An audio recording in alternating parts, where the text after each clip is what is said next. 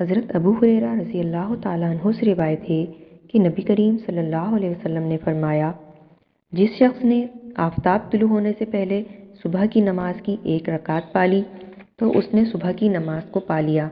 اور جس نے آفتاب غروب ہونے سے پہلے عصر کی نماز کی 1 رکعت پالی تو اس نے عصر کی نماز کو پا لیا،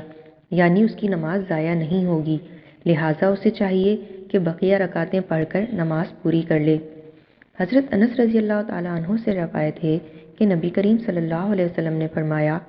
جو شخص نماز پڑھنی بھول جائے یا نماز کے وقت غافل سو جائے اور وہ نماز رہ جائے تو اس کا بدل یہی ہے کہ جس وقت یاد آئے پڑھ لے، اور ایک روایت کے الفاظ یہ ہیں کہ اس نماز کے پڑھ لینے کے سوا اس کا کوئی اور بدل نہیں ہے۔ حضرت ابو قتادہ رضی اللہ تعالیٰ عنہ کہتے ہیں کہ نبی کریم صلی اللہ علیہ وسلم نے فرمایا،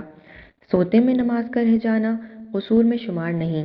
بلکہ قصور تو جاگتے میں شمار ہوتا ہے کہ وہ انسان کس طرح سویا۔ لہٰذا جب تم میں سے کوئی شخص نماز پڑھنے سے رہ جائے یا نماز کے وقت غافل سو جائے تو جس وقت بھی یاد آئے پڑھ لے، کیونکہ اللہ تعالیٰ فرماتا ہے، اور مجھے یاد کرنے کے وقت نماز پڑھ لیا کرو۔